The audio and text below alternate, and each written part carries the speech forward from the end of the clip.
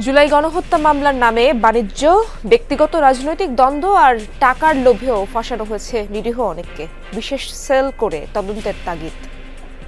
Case দিচ্ছে আমার ভাইয়ের নামে ছাত্র হত্যার।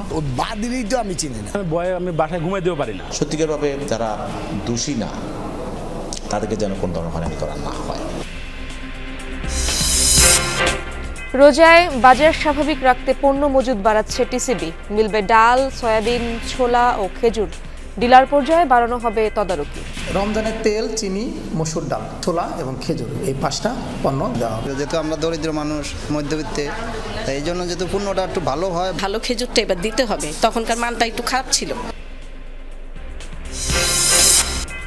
প্রতিবেশী হিসেবে বাংলাদেশের সাথে বোঝাপড়া থাকতে হবে বললেন ভারতের সেনাপ্রধান। সীমান্ত ইস্যুতে দিল্লিতে ভারপ্রাপ্ত হাই কমিশনারের সঙ্গে আলোচনা। ব্রাহ্মণবাড়িয়ায় সংযোগ সড়ক না থাকায় কাজে আসছে না এলজিইডির সেতু। যশোরের 3 মহাসড়কে খানাখন্দ আর ধুলার স্বর্গরাজ্য। এখানে যে কোনো সময় অ্যাক্সিডেন্ট হতে পারে। ধুলোবালি যে অবস্থায়, তাতে আমরা খুব কষ্ট পাচ্ছি। 1 ঘন্টা জায়গায় 2 ঘন্টা টাইম লাগে। চাঁদপুর পৌরসভায় লঙ্ঘিত গ্র্যাচুইটি আইন। বছরের পর বছর ধর্ণা দিয়েও টাকা পাচ্ছেন না অবসরপ্রাপ্ত 59 কর্মকর্তা কর্মচারী। রাঙামাটিতে জলপাইয়ের বাম্পার ফলন। পাহাড়ের ফল যাচ্ছে দেশের বিভিন্ন জেলায়। দাম ভালো পাওয়ায় খুশি চাষিরা। আমাদের ফলন খুব ভালো হয়েছে, আর এইদিকে তো সকল ধরনের ফল পাওয়া যায়। 1 বছরের ভিতরে এটা ফলন দেয় এবং কি এটা লাভবান হয় মোটামুটি ভালোই। এখনো লস অ্যাঞ্জেলসের 3টি এলাকায় দাবানলের বিস্তার। ম্যালিবুতে অলৌকিকভাবে বেঁচে যাওয়া একটি বাড়ির ছবি ভাইরাল।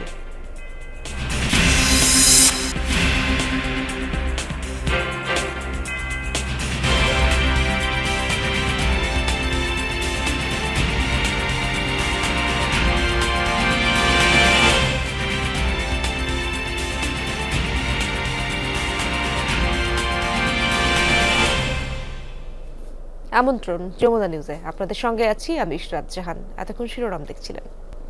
ব্যক্তিগত ও রাজনৈতিক দ্বন্দ্ব, আবার কেউ টাকার লোভে অসংখ্য নিরীহ মানুষকে জুলাই আগস্টের গণহত্যার মামলায় ফাঁসিয়েছে। ট্রাক স্ট্যান্ড দখল নিয়ে দ্বন্দ্বে নিজ দলের কর্মীকেই হত্যা মামলায় জেলে পাঠানোর অভিযোগ উঠেছে নারায়ণগঞ্জের এক বিএনপি নেতার বিরুদ্ধে। শুধু তাই নয়, 5 আগস্টের আগে যিনি বিএনপি জামায়াতের দোসর হয়ে জেলে গিয়েছিলেন, তিনি এখন আওয়ামী লীগের দোসর হয়ে হত্যা মামলার আসামি। দেশ জুড়েই চলছে এই নৈরাজ্য। নারায়ণগঞ্জ প্রতিনিধি আমির হোসেন স্মিথকে সাথে নিয়ে সহকর্মী আশিক মাহমুদের অনুসন্ধানী প্রতিবেদনে দেখুন বিস্তারিত। বৈষম্য বিরোধী আন্দোলনের সময় গত 19 জুলাই নারায়ণগঞ্জের সাইনবোর্ড এলাকায় গুলিতে নিহত হন আবুল হোসেন মিজি। এই ঘটনায় 21 আগস্ট তার মা শাহিদা বেগম বাদী হয়ে ফতুল্লা থানায় 80 জনের নাম উল্লেখ করে মামলা করেন। আমার ছেলে নির্দোষী মানুষটা যে মারা গেল, আমার একটা ছেলে, আমার এটার বিচার চাইতে হইব না। গত 5 মাসে মাত্র 4 জনকে গ্রেপ্তার করতে সক্ষম হয়েছে পুলিশ। এর মধ্যে তাজুল ইসলাম শামীম একজন, যিনি আগাগোড়া বিএনপির রাজনীতির সাথে যুক্ত। শ্রমিক দলের যুগ্ম সম্পাদকের পদেও ছিলেন দীর্ঘদিন। প্রশ্ন উঠেছে, বিএনপির কর্মী হয়েও শামীম গণহত্যা মামলায় জেলে কেন? স্বজনরা জানান, 5 আগস্টের পর নিতাইগঞ্জ ট্রাক স্ট্যান্ড দখল নিয়ে নারায়ণগঞ্জ মহানগর বিএনপি নেতা আবু আল ইউসুফ খান টিপুর সাথে দ্বন্দ্বে জড়ায় শামীম, যার পরিণতি জেল। অফিস দখল করার জন্য আবু আল টিসু আসছিল, টিপু স্ট্যান্ড দখল করার জন্য আমার ভাইয়ের সাথে হাতাহাতি হয়। অফিস দখল করতে পারে নাই, তো এই জন্য শত্রুতা করে আমার বাইরে এই যে কেস দিচ্ছে আমার ভাইয়ের নামে ছাত্র হত্যার। কিন্তু আমরা তো ছাত্র ভাইদের সাথে ছিলাম, আন্দোলনের সময় আমরাও নেমেছি। আমি নিজেও ছাত্রদের সাথে ছাত্র আন্দোলনে গিয়েছি। সে নিজে আমাকে আর উৎসাহ দিয়েছে যে যাও, তুমি সেখানে যাও। এখন এই আমার বাবা যদি আমাকে সেখানে পাঠায়, এখন আমার বাবা কিভাবে একটা ছাত্র হত্যা করতে পারে? আমার স্বামীর সসম্মানে ছেড়ে দেখ, আর আমি টিপুর শাস্তি চাইতেছি। টিপু কেন মিথ্যা মামলা আমার স্বামীরে এমন করে জেলে দিছে? ট্রাক স্ট্যান্ড দখল নিয়ে দ্বন্দ্বের বিষয়টি কতটুকু সত্যি? আমাদের টিপু ভাই এখান থেকে দলবল ওনার দলবল নিয়ে এসে অফিস দখলের জন্য আমি ছিলাম, আমাদের আরও নেতাকর্মী ছিল, শ্রমিক ছিল, ওনাদের ধাক্কা ধুক্কা দেয়া ভারী করে দিয়া উনি তালা মাইরা দিয়া।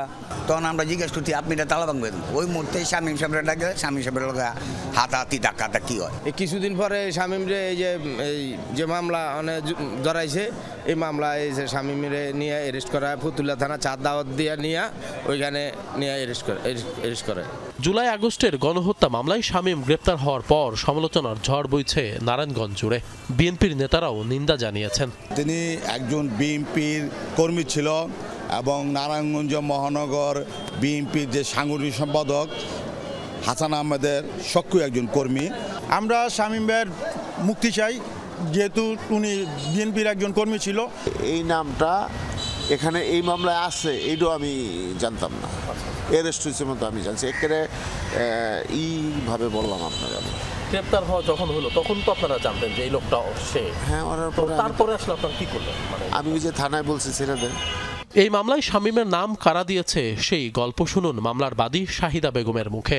কে আওয়ামী লীগ করে, কে বিএনপি করে, এটা তার আমি জানি না। ধরো না সাকার সাবে টিপু সাকার সাবে মামলাটা করছে। হ্যাঁ, আমি তো অতটা করি না, আমি জিটি করছি। জিটি করে আমার খালি সই দিয়ে ঠিকাইছি আমার জিটির ভিতরে। যদিও এসব অভিযোগ অস্বীকার করেছেন টিপু। এটা সম্পূর্ণ মিথ্যা বানোয়াট। ও বাদীরই তো আমি চিনি না। বাদী কিন্তু আপনার নাম বলেছে। বাদী আমার নাম বলবো কেন? বাদী আমার চিনলে না নাম বলবে। ফতুল্লা থানার ওসি বলছেন গ্রেপ্তারের আগে তদন্ত হওয়া উচিত ছিল। স্পষ্টভাবে নির্দেশনা আসছে এবং সে নিচে পেছন থেকে ধরায় দিয়েছে। এভাবে মিথ্যা মামলায় বহু মানুষ ঘর ছাড়া, যেমন উত্তরার আবুল কালাম। গত 22 জুলাই রাজনৈতিক কারণে জেলে গিয়েছিলেন, পরে জামিনে বের হন 8 আগস্ট। অথচ তিনি 5 আগস্টের হত্যা মামলায় আওয়ামী দোষর হিসেবে আসামি। আমি 22 জুলাই বিএমপি জামাতের নাশকতা মামলায় আমি জেলে যাই। ওইখানে আমি 17 দিন জেল খাটার পরে আমি 8 তারিখে জামিনে মুক্তি পাই। কিন্তু পরবর্তীতে আমি শুনি যে 5 আগস্টের ছাত্র হত্যা মামলা আমার নামে আরেকটা মামলা আছে। এটা তো আমি বুঝতেছি না, আমার নামে শুধু মামলা। আমি এই জিনিসটা নিয়ে আমি খুব আতঙ্কে আছি, আমি ভয়ে আমি বাসায় ঘুমাইতেও পারি না। এই বানানোর কারিগরটা হচ্ছে মাহফুজুর রহমান, তার অনেক ক্ষমতা, তার বন্ধুবান্ধব আছে পুলিশে, থানায়। হয়রানির উদ্দেশ্যে যাদেরকে মামলায় জড়ানো হয়েছে তাদের বিষয়ে কি ভাবছে সরকার? আমরা যেটা ব্যতীত, যেখানে অনেক ইনোসেন্ট লোক চলে আসছে, অনেক প্রতিষ্ঠার লোক চলে আসছে, এদের বিষয়ে পুলিশ ডিপার্টমেন্ট থেকে বা ঊর্ধ্বতন কর্মকর্তারা যদি আরও ভালোভাবে লোকাল থানাগুলোকে বলে দেওয়া হয় যে যারা সত্যিকারভাবে যারা দোষী না তাদেরকে যেন কোনো ধরনের হয়রানি করা না হয়, তাদেরকে পরবর্তীতে যখন চার্জশিট দেওয়া হয় তাদেরকে চার্জশিট থেকে বাদ দেওয়া হয়। হয়রানি ও বিতর্ক এড়াতে 5 আগস্টের পর হওয়া হত্যা মামলাগুলো একটি সেল গঠন করে তদন্তের পরামর্শ এই সিনিয়র আইনজীবীর। আশিক মাহমুদ, যমুনা নিউজ, ঢাকা। রমজানকে ঘিরে মজুদ বাড়াচ্ছে টিসিবি, মূলত বিক্রি করবে ডাল, সয়াবিন তেল, ছোলা ও খেজুর। মুখপাত্র জানিয়েছেন এবার ডিলার পর্যায়ে তদারকি বাড়ানো হবে, যদিও গতবারের খেজুরের মান নিয়ে সন্তুষ্ট নন ক্রেতারা। আসন্ন রমজানকে সামনে রেখে পণ্যের মজুদ বাড়াচ্ছে সরকারি বাণিজ্যিক সংস্থা টিসিবি। এজন্যে সরকারের পক্ষ থেকে আন্তর্জাতিক ও স্থানীয় পর্যায়ে দরপত্র আহ্বান করা হয়েছে। মুখপাত্র জানিয়েছেন এবারও রমজানে ডাল, তেল, চিনির সাথে ভোক্তা পর্যায়ে বিক্রি হবে খেজুর ও ছোলা। কার্যক্রম শুরু হবে ফেব্রুয়ারি মাস থেকে। রমজানের তেল, চিনি, মসুর ডাল, ছোলা এবং খেজুর, এই 5টা পণ্য রমজানের সময় দেওয়া হবে। আশা করছি ফেব্রুয়ারি মাসের পণ্য থেকে আমরা রমজানের পণ্যগুলো দেওয়া শুরু করব। গেল রমজানের সময় খেজুরের মান নিয়ে প্রশ্ন উঠে অসন্তুষ্টি দেখা দেয় ভোক্তা পর্যায়ে। এবার ডিলার ও ভোক্তাদের আশা স্বল্প মূল্যে ভালো মানের খেজুর বিক্রি মিলবে। রমজান উপলক্ষে সামনে যেহেতু আমরা দরিদ্র মানুষ, মধ্যবিত্তে, এই জন্য যেহেতু পণ্যটা একটু ভালো হয়, ভালো হলে আমাদের জন্য একটু ভালো হয়। ভালো খেজুরটা এবার দিতে হবে, তখনকার মানটা একটু খারাপ ছিল, এখনকার মানটা যেমন ভালো হয়। ক্রেতাদের অভিযোগ হলো তাদের খেজুরের ভিতরে বালু থাকে, পোকা থাকে, তারা খেজুর ঠিক মতো খেতে পারছে না। আমাদেরকে ওইখান থেকে যেটা ধরাই দিয়েছে আমরা সেইটাই বিক্রি করতে বাধ্য। তো সেই ক্ষেত্রে গতবার খেজুরটা নিয়ে অনেক বদনাম হয়েছে, তো আশা করি এবার আর সেটা হবে না।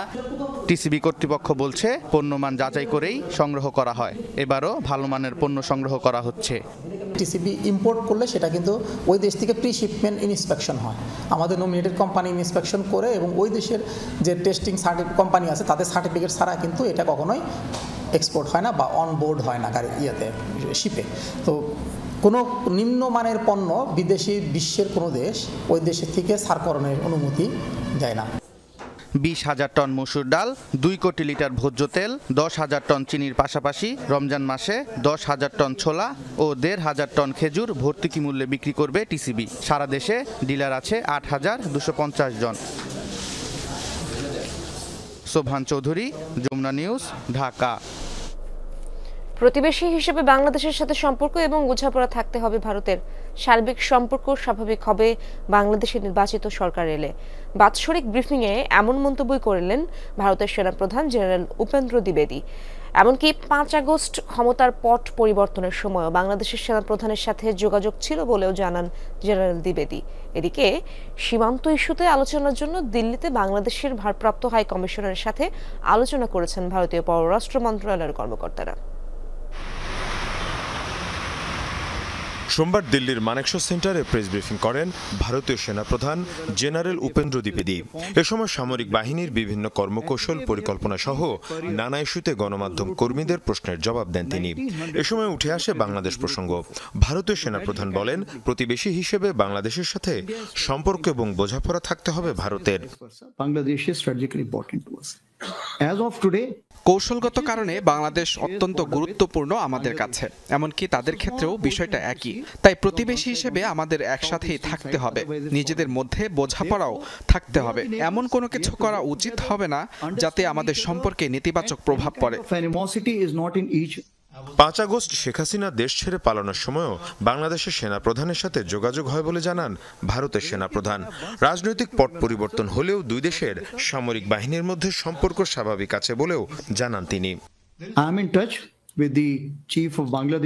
সামরিক ক্ষেত্রে দুপক্ষের মধ্যে যে সম্পর্ক ছিল তাতেও কোনো পরিবর্তন আসেনি। এরপরেও আমি বাংলাদেশের সেনা প্রধানের সাথে ভিডিও কনফারেন্স করেছি। যখন পরিস্থিতির উন্নতি হবে তখন দুই দেশের সামরিক বাহিনীর মধ্যে যৌথ মহড়া হবে। কিন্তু দুই দেশের সার্বিক সম্পর্কের কথা যদি বলেন তাহলে বলবো নির্বাচিত সরকার এলেই তা স্বাভাবিক হবে। এদিন নয়াদিল্লিতে বাংলাদেশের ভারপ্রাপ্ত হাইকমিশনার নুরুল ইসলামকে ডেকে পাঠানো হয় ভারতীয় পররাষ্ট্র মন্ত্রণালয়ে। এ সময় বিএসএফ এর কাঁটাতারের বেড়া নির্মাণকে কেন্দ্র করে চলমান উত্তেজনা নিয়ে আলোচনা হয়। এর আগে রোববার একই ইস্যুতে ঢাকায় ভারতীয় হাইকমিশনার প্রণয় ভার্মার সাথেও কথা বলে বাংলাদেশের পররাষ্ট্র মন্ত্রণালয়। মীর মুশফিকা হাসান, যমুনা নিউজ। সেতু নির্মাণের 1 বছর পেরোলেও কোনো সংযোগ সড়ক তৈরি করা হয়নি। ব্রাহ্মণবাড়িয়ার নবীনগরে এই সেতুটি এখন স্থানীয়দের গলার কাটা হয়ে দাঁড়িয়েছে। নিজেরাই বাঁশের মই তৈরি করে তার মাধ্যমে সেতু দিয়ে চলাচল করছেন গ্রামবাসী।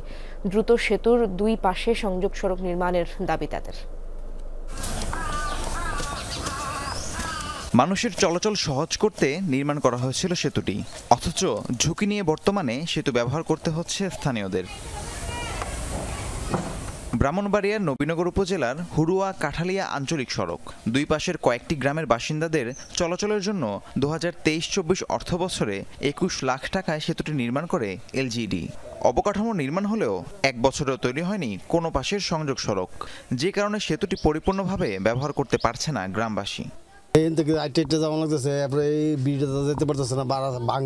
অসুবিধা লাগে, গাড়ি পাইতেছি না,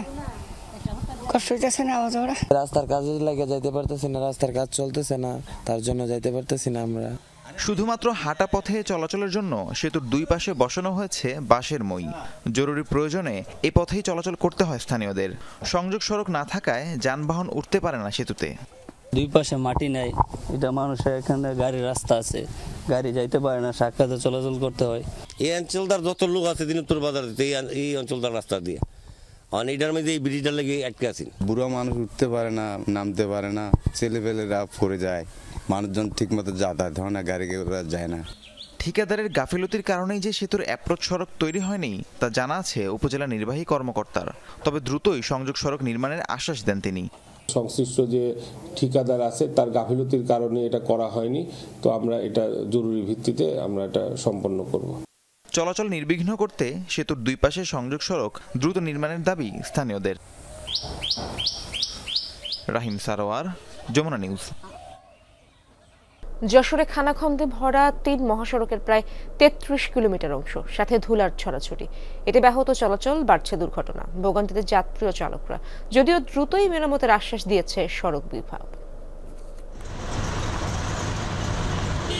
উঠছে প্রচণ্ড ধুলা, তার সাথে বেহাল সড়ক, উঠে গেছে পিচ, কোথাও ছোট বড় গর্ত। এমন চিত্র যশোর ঝিনাইদহ মহাসড়কের। নিত্যসঙ্গী ভোগান্তি, দুর্ঘটনা। মানুষের মৃত্যুপাত, এখানে যে কোনো সময় অ্যাক্সিডেন্ট হতে পারে, যে কোনো মানুষের বিনাশ হতে পারে। ধুলোবালি যে অবস্থায়, তাতে আমরা খুব কষ্ট পাচ্ছি। খুব খারাপ অবস্থা, ছোট গাড়িগুলো তো সে বড় গাড়ি এমনভাবে দেশে যাওয়া যাচ্ছে। একই চিত্র যশোর বেনাপোল মহাসড়কেও। খানাখন্দের কারণে ধীর গতিতে চলছে গাড়ি। এতে স্থলবন্দরে পণ্য আমদানি রফতানিতে বাড়ছে বিড়ম্বনা। ভোগান্তি বেড়েছে যশোর খুলনা মহাসড়কেও। গন্তব্যে যেতে লাগছে বেশি সময়, মাঝে মধ্যে ঘটছে দুর্ঘটনাও।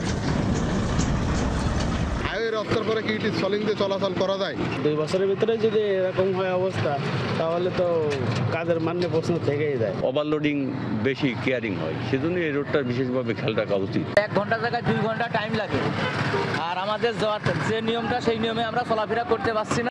সড়ক সংস্কার সহ 4 দফা দাবিতে মানববন্ধন ও বিক্ষোভ করেছে বৈষম্য বিরোধী শিক্ষার্থীরা। একাত্মতা জানিয়েছে নাগরিক অধিকার আন্দোলনও। নিম্নমানের ম্যাটেরিয়াল সেখানে ব্যবহার করেছে। ব্যবহার করার কারণে এই রাস্তা অতি দ্রুত সময়ের মধ্যে, মাত্র 1-1.5 বছরের মধ্যে কিন্তু এই রাস্তাগুলো ব্যবহারের অনুপযুক্ত হয়ে পড়েছে। যশোরের স্থলপথে সবচেয়ে বেশি আমদানি রপ্তানি এই সড়ক পথে হয়ে থাকে। তাহলে এই সড়ক যদি অসুস্থ হয়, এই সড়ক যদি খারাপ থাকে, তাহলে আমদানি রপ্তানি কাজ ব্যাহত হবে এবং যোগাযোগ ব্যবস্থা ব্যাহত হবে। কাজের টেন্ডার প্রক্রিয়া চলমান বলে জানালেন সড়ক বিভাগের নির্বাহী প্রকৌশলী। দ্রুত অগ্রাধিকার ভিত্তিতে কাজ শুরুর আশ্বাস দিলেন তিনি। 2টা টেন্ডার আহ্বান করা হয়েছে, আরেকটা টেন্ডার আহ্বান করা হবে। যেগুলো প্রক্রিয়াধীন আছে, দরপত্র মূল্যায়ন শেষে আমরা হয়তো ঠিকাদারকে কার্যাদেশ প্রদান করতে পারবো। সড়ক বিভাগের তথ্য মতে যশোর ঝিনাইদহ মহাসড়কের 16 কিলোমিটার এখন বেহাল, আর যশোর খুলনা ও যশোর বেনাপোল মহাসড়কে খানাখন্দে ভরা 17 কিলোমিটার। ওবায়দুর রহমান, যমুনা নিউজ। সারা দেশে বেড়েছে শীতের দাপট, কনকনে ঠান্ডা হাওয়া আর ঘন কুয়াশায় জবুথবু জনজীবন। এ বিষয়ে আরো জানবো। নীলফামারীতে যেতে চাই আমার সহকর্মী মাহমুদ রাফিন সেখানে রয়েছেন। রাফিন, সকাল সকাল তাপমাত্রা সেখানে কেমন দেখছেন আমাদেরকে জানাবেন, এবং জনজীবনে শীতের প্রভাব তো দেখতে পাচ্ছেন, সে ব্যাপারেও জানতে চাই। ইরশাদ, নীলফামারীর 2টি আবহাওয়া পর্যবেক্ষণাগার, একটি উত্তর অঞ্চলের আকাশপথের প্রবেশদ্বার সৈয়দপুর বিমানবন্দর এবং একটি ডিমলার কৃষি আবহাওয়া পর্যবেক্ষণাগার। আজ সকাল 6টায় সৈয়দপুর বিমানবন্দর আবহাওয়া অফিস সর্বনিম্ন তাপমাত্রা রেকর্ড করেছে 12.2 ডিগ্রি সেলসিয়াস এবং ডিমলা কৃষি আবহাওয়া পর্যবেক্ষণাগার সর্বনিম্ন তাপমাত্রা রেকর্ড করেছে 12.0 ডিগ্রি সেলসিয়াস। গত 10 তারিখ থেকে আজ পর্যন্ত তাপমাত্রা কিন্তু 10.0 থেকে 12.8 এবং 13.1 পর্যন্ত সর্বনিম্ন তাপমাত্রা আমরা লক্ষ্য করেছি। মূলত জলবায়ু পরিবর্তনের প্রভাব প্রকট আকার ধারণ করেছে উত্তরাঞ্চলের জেলা নীলফামারী সহ আশেপাশের এলাকায়। মূলত জনজীবনে একটা ব্যাপক প্রভাব পড়ছে এই শীত, কারণ সন্ধ্যার পর থেকে ভোর রাত পর্যন্ত ঘন কুয়াশার সাথে হিমেল বাতাস থাকছে। এরপরে কিন্তু সকাল হওয়ার সাথে সাথে কিন্তু ভোরের পরপরে কিন্তু কুয়াশাটা কমে যাচ্ছে, কিন্তু হিমশীতল বাতাসে জনজীবনে কিন্তু অনেকটা প্রভাব পড়ছে। বিশেষ করে যারা দিন মেলে দিন খান, খেতে খামারে কাজ করেন, কলকারখানায় কাজ করেন, বিশেষ করে নীলফামারীর উত্তরে ইপিজেডের যে প্রায় 30,000-এরও বেশি শ্রমিক যারা ভোর রাত থেকে যাতায়াত শুরু করেন, তারা কিন্তু অনেকটা কষ্টে দিননিপাত করছেন। একইভাবে কিন্তু ইজি বাইক, অটো রিক্সা চালক, তারাও কিন্তু অনেকটা কষ্টে দিন পার করছেন। এই যে সকালের 8টার পর থেকে কিন্তু আবার আমরা সূর্য দেখতে পাচ্ছি, যদিও দুপুর হতে নাগাদ কিন্তু এই সূর্য তীর্যকভাবে তার রশ্মি ছড়াতে শুরু করে। আবার সন্ধ্যার পর থেকে কিন্তু এই হিমশীতল বাতাসে কিন্তু শরীর অবশ হয়ে আসার মতো একটি অবস্থা। নীলফামারীর 6 উপজেলায় যে 6টি হাসপাতাল রয়েছে, নীলফামারী জেনারেল হাসপাতাল সহ প্রত্যেকটি হাসপাতালে কিন্তু শীতকালীন সময়ে যে শিশু এবং বৃদ্ধ রোগীদের ভিড় বাড়ে। নীলফামারী জেনারেল হাসপাতালের তত্ত্বাবধায়ক যেটি জানিয়েছেন যে এখানে প্রতিদিন বহির্বিভাগ অন্ততপক্ষে 700 থেকে 750 রোগী কিন্তু তারা এই শীতজনিত বিভিন্ন রোগী চিকিৎসা নিচ্ছেন। এছাড়া শিশু বিভাগ এবং অন্যান্য যে বৃদ্ধ যারা রয়েছেন ডায়রিয়া বিভাগে চিকিৎসা নিচ্ছেন। এই সাধারণ ছিন্নমূল মানুষদের শীত নিবারণের জন্য জেলা প্রশাসনের পক্ষ থেকে জেলা প্রশাসক প্রত্যেকটি উপজেলায়, নীলফামারী 60টি উপজেলা, 4টি পৌরসভায় একদম ছিন্নমূল মানুষের কাছে তারা শীত বস্ত্র পৌঁছানোর চেষ্টা করছেন। ইশরাত, রাফিন, ধন্যবাদ আপনাকে। গ্র্যাচুইটি ফান্ডের অ্যাকাউন্টে বেসিক বেতনের 50 থেকে 200% পর্যন্ত টাকা জমা দিয়েছেন চাঁদপুর পৌরসভার শীর্ষ 5 কর্মকর্তা। বিষয়টি সাধারণ কর্মচারীদের মাঝে জানাজানি হলে তৈরি হয় ক্ষোভ। প্রশাসক বরাবর দেওয়া হয়েছে লিখিত অভিযোগও। সরকারের 25% জমা দেওয়ার নিয়মকে বৃদ্ধাঙ্গুলি দেখিয়ে এমন কাণ্ড ঘটানো হয়েছে বলে দাবি অভিযোগকারীদের। এদিকে গ্র্যাচুইটির টাকা পেতে বছরের পর বছর ঘুরছেন পৌরসভার অবসরপ্রাপ্ত 59 জন কর্মকর্তা কর্মচারী। চাঁদপুর পৌরসভা কার্যালয় গ্র্যাচুইটি টাকা পেতে বছরের পর বছর ঘুরছেন অবসরপ্রাপ্ত 59 জন কর্মকর্তা কর্মচারী। শীর্ষ পর্যায়ের কর্মকর্তা গ্র্যাচুইটি ফান্ডে টাকা জমা দিয়েছেন নিজেদের ইচ্ছে মতো। এছাড়াও অভিযোগ রয়েছে গেল 2 মাস যাবৎ কোনো কর্মচারীর বেতনও রয়েছে বকেয়া। সবাই বলে দিবে, কেন হচ্ছে না, কি জন্য হচ্ছে না, এটা আসলে আমরা এখনো ঠিক জানি না। সুন্দরভাবে সবকিছু সুষ্ঠুভাবে আইনগতভাবে নিয়ম নীতি মানেই করাটা উচিত। চাকরি শেষে ঝামেলা ছাড়া টাকা পেতে সকল প্রক্রিয়া গুছিয়ে রেখেছেন পৌরসভার 5 কর্মকর্তা। গ্র্যাচুইটি ফান্ডের অ্যাকাউন্টে প্রতি মাসে বেতনের প্রায় 50 থেকে 200% পর্যন্ত টাকা জমা দিলেও বিভিন্ন অজুহাত রয়েছে তাদের। একজন কর্মচারী যে টাকাটা পায় আমরা তার থেকে 4 গুণ বেশি টাকা পাই। সেই হিসাবে চিন্তা করতে গেলে যে আমাদের টাকার পরিমাণটা একটু বেশি আসে, সেই হিসাবে তো আমরা কিছু বাড়াই না, কোনো পার্সেন্ট না। 100-200% নিয়মের মধ্যে পড়ে না, কিন্তু যারা কাছাকাছি যাদেরকে দেওয়া হচ্ছে, আসলে যারা এই কথাটা উঠে আসছে তারা খুব সম্প্রতি রিটায়ারমেন্টে চলে যাবে, তাদেরকেও আমরা আসলে এই 100-200% জমাইলেও তাদেরকে অবসরের টাকা পরিপূর্ণ দেওয়া সম্ভব হবে না। নিয়ম নাই এভাবে দেওয়া, তাহলে আপনি আমাকে যখন আমি এলপিআর এ যাব, আপনাকে আমাকে সেই টাকা দিতে পারবেন? 90 লাখ টাকা দিতে পারবেন? আমি তো এই টাকাটা নিয়ে আস্তে আস্তে নিয়ে ওই যে আমাদের যার যার অ্যাকাউন্ট আছে ওটা জমা দেয়। গেল 20 ডিসেম্বর অবসর প্রস্তুতিমূলক ছুটিতে যান পৌরসভার নির্বাহী প্রকৌশলী AHM শামসুদ্দোহা। এরপরই বেরিয়ে আসে আর্থিক অনিয়মের এমন তথ্য। সাধারণ কর্মচারীদের ক্ষোভ সামাল দিতে প্রশাসক বরাবর অভিযোগ দেওয়া হয়েছে বলে জানান পৌরসভার শ্রমিক নেতা। আমাদের টাকা আমরা আমাদের অ্যাকাউন্টে জমা করব, আর বাকি যারা আছে তারা এভাবে এই অফিসে ঘুরতে থাকবে, এটা তো হইতে পারে না। গ্র্যাচুইটি ফান্ডের নিয়ম নীতির ব্যত্যয় ঘটলে ব্যবস্থা নেওয়ার কথা জানালেন জেলা প্রশাসক। গ্র্যাচুইটি ফান্ডটা অবশ্যই বিধিবিধানের আলোকেই সে প্রাপ্য হবে। এই ক্ষেত্রে যদি পৌরসভাতে কোনো কর্মীর গ্র্যাচুইটি ফান্ড প্রদানের ক্ষেত্রে কোনো অনিয়ম হয়ে থাকে তাহলে এটা আমরা যাচাই করবো এবং যাচাই করে বিধি মোতাবেক আমরা ব্যবস্থা নেব। চাঁদপুর পৌরসভার 59 অবসরপ্রাপ্ত কর্মকর্তা কর্মচারীর গ্র্যাচুইটি ফান্ডের 7 কোটি টাকা এখনও বকেয়া রয়েছে। তাদের পলাশ, যমুনা নিউজ, চাঁদপুর। পাহাড়ে জলপাইয়ের বাণিজ্যিক চাষাবাদ দিন দিন বাড়ছে। রাঙামাটির 10 উপজেলায় বাম্পার ফলন হয়েছে এবার। দাম ভালো পাওয়ায় খুশি চাষিরা, উৎসাহিত হয়েছেন, ঝুঁকছেন অন্যরাও। পাহাড়ে উৎপাদিত জলপাই সরবরাহ হচ্ছে দেশের বিভিন্ন জেলায়। একসময় রাঙ্গামাটিতে জলপাই চাষ তেমন না হলেও সম্প্রতি পাল্টেছে চিত্র। 10 উপজেলায় 590 হেক্টর জমিতে চাষাবাদ হয়েছে এবার বাম্পার ফলন এবং দাম ভালো পাওয়ায় হাসি ফুটেছে চাষিদের মুখে। বিক্রি হচ্ছে কেজি 120 থেকে 130 টাকা দরে। প্রতিবারের থেকে আবার আমাদের ফলন খুব ভালো হয়েছে, আর এইদিকে তো সকল ধরনের ফল পাওয়া যায়। যেমন জলপাইটা আসলে ভালো, 1 বছরের ভিতরে এটা ফলন দেয় এবং কি এটা লাভবান হয় মোটামুটি ভালোই। সুস্বাদু হতে এটার একটা চাহিদা বেশি। পাহাড়ে জলপাই চাষ গ্রামীণ অর্থনীতিতেও যুক্ত করেছে নতুন মাত্রা। চাষাবাদে ঝুঁকছেন বেকার যুবকরাও। উৎপাদিত জলপাই যাচ্ছে দেশের বিভিন্ন জেলায়। জলপাই বাগান অনেক ভালো, আপনার রেটও পাচ্ছি ভালো। আমার যে বাগান, এই বাগান পরিচর্যা করলে আমি মনে করেন 10 থেকে 12 লাখ টাকা আমার এখানে ইনকাম হবে। চাহিদাও আছে, এগুলা আমরা মূলত চট্টগ্রামে পাঠাই। এবছর 9000 টন লক্ষ্যমাত্রার বিপরীতে অন্তত 500 কোটি টাকার ব্যবসা হবে বলছে কৃষি বিভাগ। 4000 মেট্রিক টন প্রোডাকশন আমরা বাস্তবে পেয়েছি বলতে পারি, এবং সেখান থেকে আমরা প্রায় 500 কোটি টাকার লেনদেনের একটা সম্ভাবনা আমরা হিসাব করে থাকি। মামুন রশিদ, অভি, যমুনা নিউজ। অবৈধ সুতার দাপটে কোণঠাসা প্রান্তিক তাঁতিরা।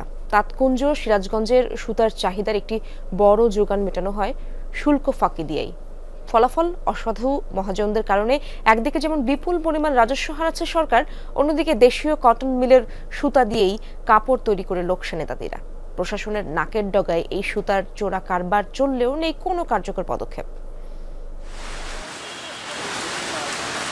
রাত নামলেই সক্রিয় হয়ে ওঠে অবৈধ সুতার কারবারিরা। বিদেশি সুতা কেনাবেচা নিষিদ্ধ হলেও তাঁত শিল্পে সমৃদ্ধ জনপদ সিরাজগঞ্জে চলছে দেদারসে। জেলায় হস্ত ও বিদ্যুৎ চালিত তাঁত রয়েছে প্রায় 5 লাখ। বিপুল সংখ্যক এই তাঁতের জন্য প্রতি সপ্তাহে প্রয়োজন অন্তত 3 লাখ কার্টন সুতা। গেল কবছর ধরে বেলকুচি, এনায়েতপুর, শাহজাদপুর ও উল্লাপাড়ার কিছু অসাধু ব্যবসায়ী শুল্ক ফাঁকি দিয়ে নিয়ে আসছে বিপুল পরিমাণ বিদেশি সুতা।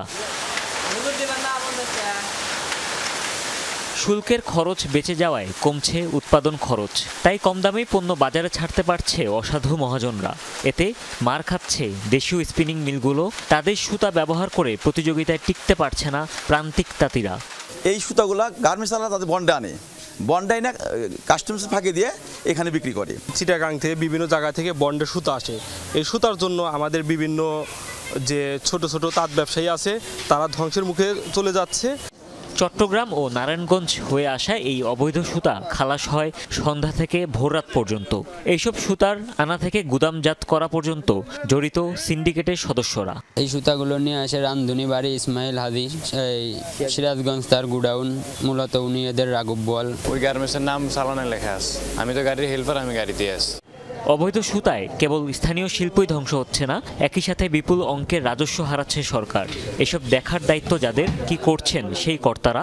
আমদানিকৃত যে সুতা, বন্ডের সুতা আসছে, এই বিষয়ে আমরা পুলিশের নজরদারির সাথে সাথে আমরা নিজেও সজাগ দৃষ্টি রেখেছি। যে দেশ থেকে আনুক না কেন বৈধ পথে সুতাটা আসুক, যাতে সরকারের রাজস্ব আদায়ে কোনো ধরনের সমস্যা তৈরি না হয়। সিরাজগঞ্জের বাইরের কোনো প্রতিষ্ঠানে এটা পাওয়া যায়, এটা আমাদের গোয়েন্দা তদন্ত করবে, তদন্ত করে সে রিপোর্ট করবে। তাঁত সমিতির হিসাবে লোডশেডিং, অবৈধ সুতার দাপট সহ নানা প্রতিবন্ধকতায় গত 4 মাসে জেলার 10,000-এর মতো তাঁত বন্ধ হয়ে গেছে। হুমায়ুন রশিদ, যমুনা নিউজ। লালমনিরহাটের রেলের সরকারি জমি দখল করে প্রভাবশালীরা 1 দশক ধরে গড়ে তুলেছেন মার্কেট সহ বিভিন্ন স্থাপনা। অবশেষে এসব অবৈধ স্থাপনা উচ্ছেদে অভিযান চালিয়েছে প্রশাসন। ব্যবসায়ীদের দাবি সময় না পাওয়ায় বেশ ক্ষতি হয়েছে তাদের। রেলের জায়গায় গড়ে উঠেছিল পাকা আধা পাকা স্থাপনা। লালমনিরহাটে অবৈধ সেই স্থাপনা উচ্ছেদ করছে প্রশাসন। স্থানীয়দের অভিযোগ, আওয়ামী লীগ সরকারের শাসনামলে শহরের বিডিআর গেট এলাকার রেলের এই জমি দখলে নেয় প্রভাবশালীরা। গড়ে তোলে মার্কেট, ব্যবসা প্রতিষ্ঠান সহ নানা স্থাপনা। গত 12 জানুয়ারি রেলের জমি উদ্ধারে অভিযান শুরু হয়। রেলের জমি জমা দখল করে ছাত্রলীগের সাবেক সভাপতি মামুনুল হক উনি বাণিজ্য চালিয়েছে। দখলদার ও উচ্ছেদ হওয়া ব্যবসায়ীদের অভিযোগ, অভিযানের আগে যথেষ্ট সময় দেওয়া হয়নি তাদের। সব সরকারের কাছে আমরা গিয়েছি, তারা যেই দিচ্ছি বলে আমাদের 35 বছর ঝুলিয়ে রাখতেছে। 2-3 আমরা এই উচ্ছেদ অভিযান আসে, ফলে আমাদের খুব কষ্ট হয়। আমাদের আকুল আবেদন, আমাদের দীর্ঘস্থায়ী একটা পুনর্বাসন এবং লিজ দিলে সরকারও টাকা পাচ্ছে, আমরা বেঁচে যাচ্ছি। রেলের জায়গা অনেক আছে বা যে কোনো একটা নির্ধারিত স্থান যদি তাকে বরাদ্দ দেওয়া হয়, তাতে সরকারও রেলও লাভবান এবং তারাও এই ভাঙাভাঙি টেনশন থেকে মুক্ত। রেল কর্তৃপক্ষ বলছেন প্রায় 1 মাস আগে নোটিশ দেওয়া হয়েছে। পর্যায়ক্রমে উচ্ছেদ করা হবে রেলের বেদখল সব জমি। নভেম্বর মাসের শেষ সপ্তাহে রেলপথ মন্ত্রণালয় থেকে সারা দেশে বাংলাদেশ রেলের যত অবৈধ স্থাপনা আছে, এই স্থাপনাগুলো 5ই ডিসেম্বরের মধ্যে সরাই নেওয়ার জন্য গণবিজ্ঞপ্তি জারি করছে। তার আলোকে 10ই ডিসেম্বরের মধ্যে স্থাপনাগুলো সরাই নিতে হবে। অভিযানের প্রাথমিক পর্যায়ে রেলের প্রায় 1 একর জায়গা উদ্ধার করা হয়েছে। হুমায়ুন রশিদ, যমুনা নিউজ। কেনাকাটার পাশাপাশি দর্শনার্থীদের বিনোদনের ব্যবস্থা আছে ঢাকা আন্তর্জাতিক বাণিজ্য মেলায়। শিশুদের জন্য এবারও আছে পার্ক, সাথে প্রতিদিনই বসছে উন্মুক্ত সাংস্কৃতিক অনুষ্ঠানের আসর। ফলে বাড়তি মাত্রা যোগ হয়েছে সার্বিক আয়োজনে। এবারের বাণিজ্য মেলাতেও শিশুদের বিনোদনের জন্য মিনি পার্কের ব্যবস্থা রাখা হয়েছে। ঘরবন্দি শিশুদের একটু বিনোদন দিতেই মূলত এই উদ্যোগ। রয়েছে হরেক রকমের রাইড। এমন আয়োজনে খুশি তাদের অভিভাবকরাও। বাচ্চারা অনেক বেশি এনজয় করে, এই জন্যই আসলে আসা, বাচ্চারা খেলতে পারে। কর্মক্ষেত্রে কোথাও যাওয়া হয় না, এই উপলক্ষে আজকে আসা হয়েছে, বাচ্চাগুলো নিয়ে অনেক আনন্দ পাইছি। সবচেয়ে ভালো লাগলো বেশি যে এখানে আমি বাচ্চাদের জন্য একটা বিনোদনের অপশন আছে। শিশুদের আকৃষ্ট করতে বসানো হয়েছে 3 স্টেপ হাই স্লিপার রাইড। অনেকটাই সুইমিং পুলের মতো দেখতে কৃত্রিম লেকে রয়েছে প্লাস্টিকের প্যাডল বোটও। পার্কটিতে থিম ভিত্তিক জোন, মেরি গো রাউন্ড, নাগরদোলা, জাম্পিং, টয় ট্রেন সহ 20টিরও বেশি রাইড রয়েছে। মেলায় আসছে আমার খুবই ভালো লাগছে। আমার খুব ভালো লাগছে, আমি প্রথমবার এখানে এসেছি। আমি স্লিপার উঠেছি, আমার অনেক ভালো লাগছে। মেলাকে মূলত আকর্ষণীয় এবং বাড়তি মাত্রা যুক্ত করতেই এই উদ্যোগ নেওয়া হয়েছে বলে জানিয়েছেন প্রতিষ্ঠানটির স্বত্বাধিকারী। রাবেয়া স্মৃতি, যমুনা নিউজ। ক্যালিফোর্নিয়ায় বাতাসের তীব্রতা বেড়ে চলায় আরও বিপজ্জনক হয়ে উঠতে পারে দাবানল। আগুন ছড়িয়ে পড়া ঠেকাতে সর্বাত্মক চেষ্টা চালিয়ে যাচ্ছেন ফায়ার সার্ভিস কর্মীরা। লস অ্যাঞ্জেলসে এখনও নিয়ন্ত্রণহীন 3টি দাবানল। রেড ফ্ল্যাগ সতর্কতা জারি থাকবে অঞ্চলটিতে। প্যালিসেড ও এটনে নিখোঁজ 23 জন। যুক্তরাষ্ট্রের ন্যাশনাল ওয়েদার সার্ভিস জানিয়েছে মঙ্গলবার ও বুধবার ঘন্টায় 96 থেকে 100 কিলোমিটার বেগে প্রবাহিত হতে পারে শক্তিশালী বায়ুপ্রবাহ সান্টা অ্যানা, যার প্রভাবে দাবানলের ভয়াবহতা বৃদ্ধির শঙ্কা রয়েছে। নিরাপদ আশ্রয়ে সরিয়ে নেওয়া হয়েছে 1 লাখ মানুষকে। আবহাওয়া বিভাগ জানিয়েছে স্থানীয় সময় বুধবার সন্ধ্যার পর বাতাসের গতিবেগ কমতে থাকবে। এরপর উন্নতি হতে পারে দাবানল পরিস্থিতির। ক্যালিফোর্নিয়ায় স্মরণকালের ভয়াবহতম দাবানলে এ পর্যন্ত প্রাণহানি হয়েছে 24 জনের। পুড়ে গেছে 12,000-এর বেশি ঘরবাড়ি ও স্থাপনা।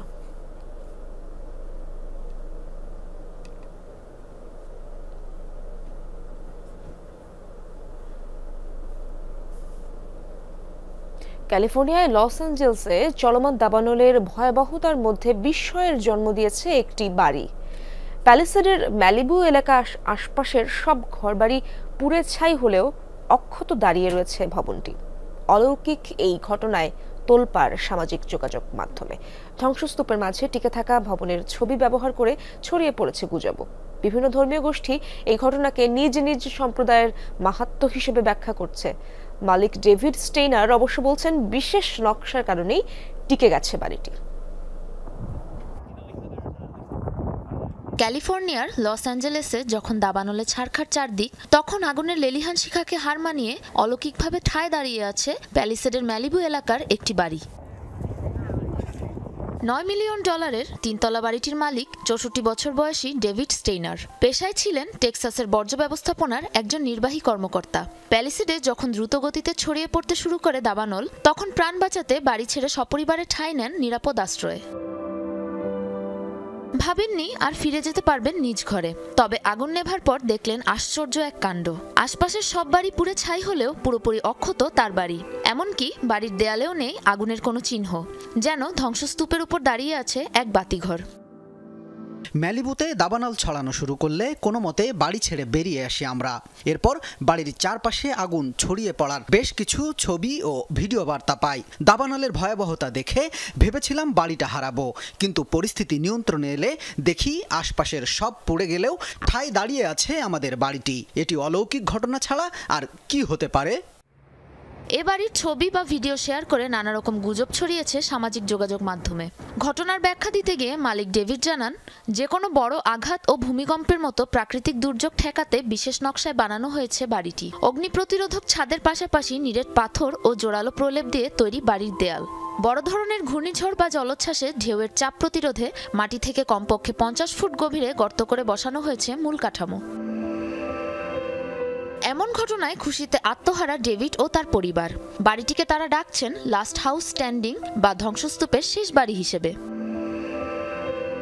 সাবরিনা নুসরাত, যমুনা নিউজ।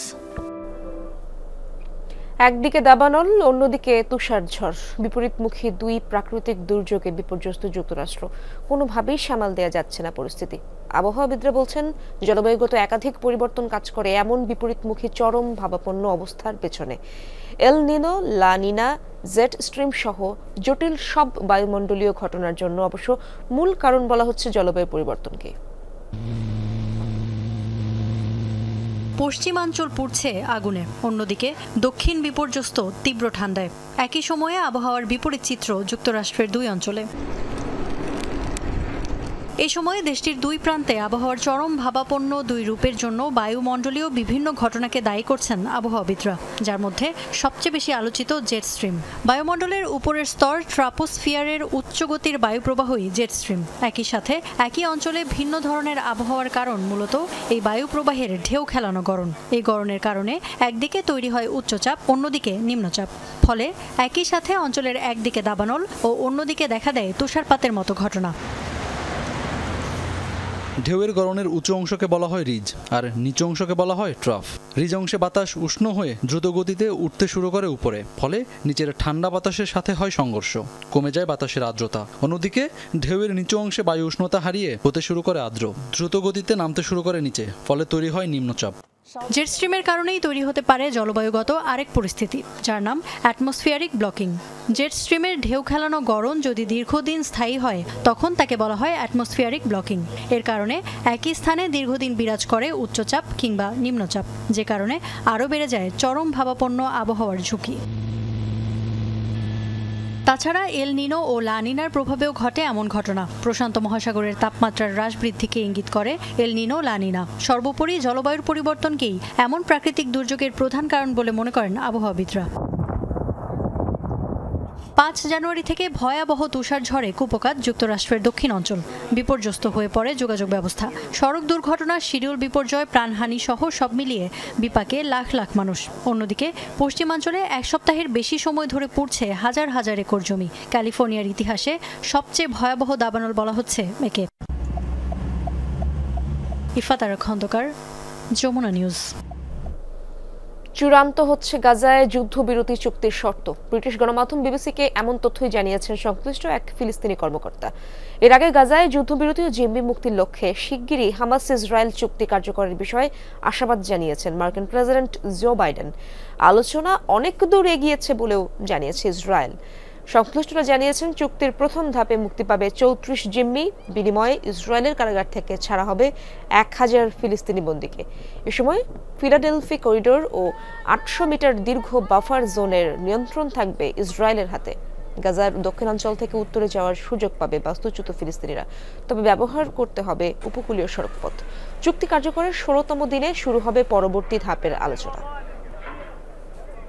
দর্শক, এই ছিল যমুনা নিউজে এতক্ষণ সাথে থাকার জন্য ধন্যবাদ সবাইকে।